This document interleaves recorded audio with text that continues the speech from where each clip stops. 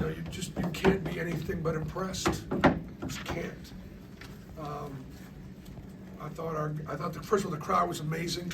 We set a record tonight, the most students we've ever had in Neville Arena.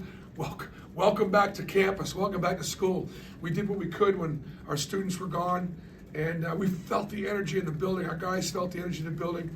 Hearing Cheney get introduced with the starters and the way the crowd and the students received him, I thought it was awesome.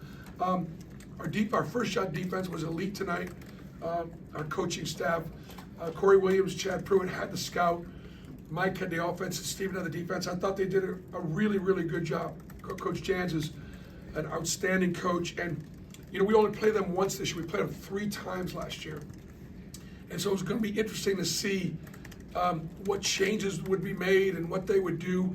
They put 90 on Kentucky on Saturday, and he scored 66 against us. I thought the defensive game plan was great, but more than anything, Cheney and Dylan, their ability to stay down, be second off the floor, blocked all those shots, just really worked hard at defending without fouling, and that was the difference in the game. And once again, now you guys are going to start keeping track of this, okay?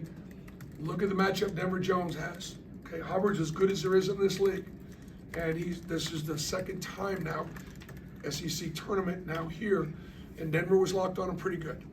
And once again, did an outstanding job. So a lot of contributions. Miles Kelly and Cheney Johnson were plus 35.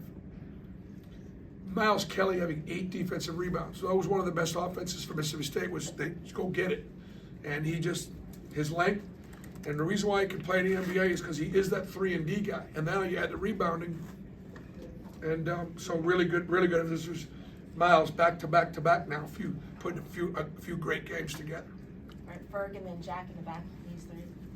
Bruce, you guys in the first half, Hubbard and Matthews didn't hit a shot. You had as many blocks as they did made shots in the first half. Just that start on defense, what was the key to limiting them, especially those 2 stars?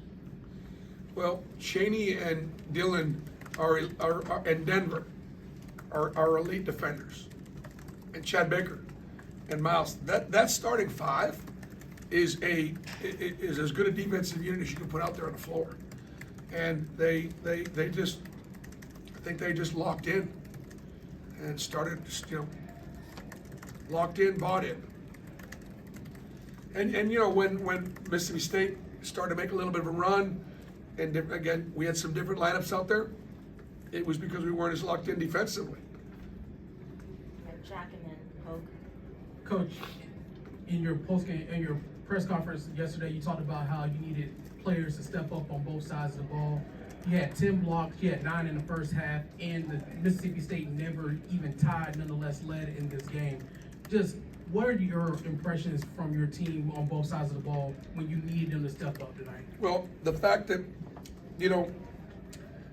we only turned it over 10 times, and they had 7 steals.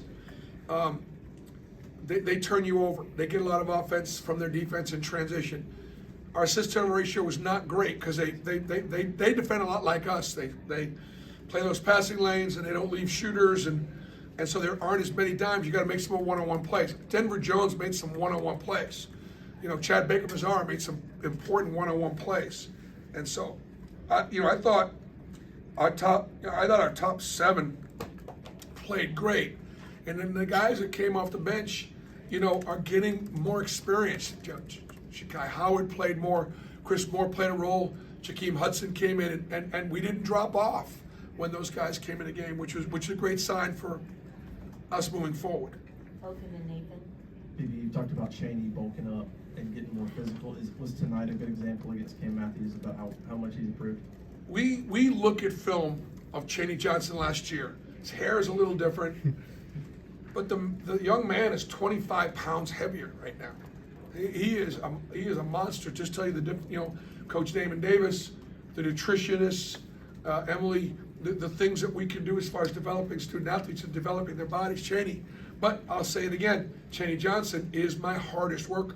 It's really hard. You go back and look at me for 10 or 11 years.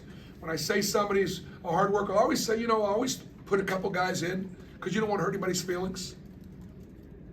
nobody on this team would argue it.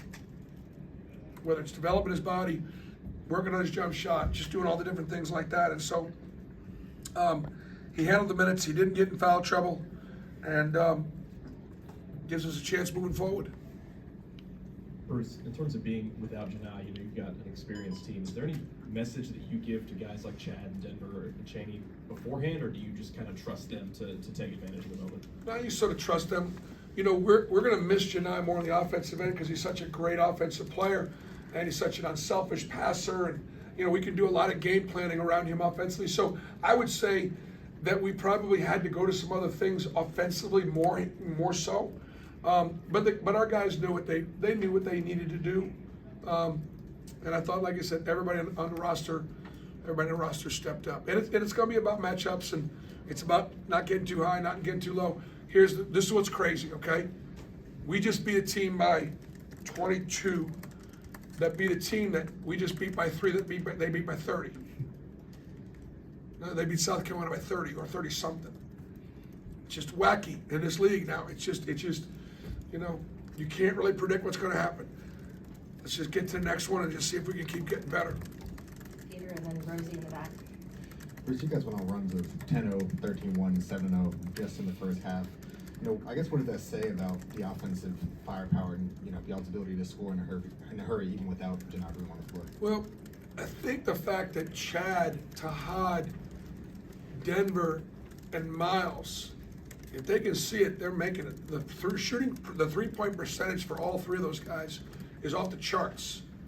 And so, and then they're just being unselfish, and that, you know, that really, really helps. And I thought we had enough inside, outside tonight to obviously get things done.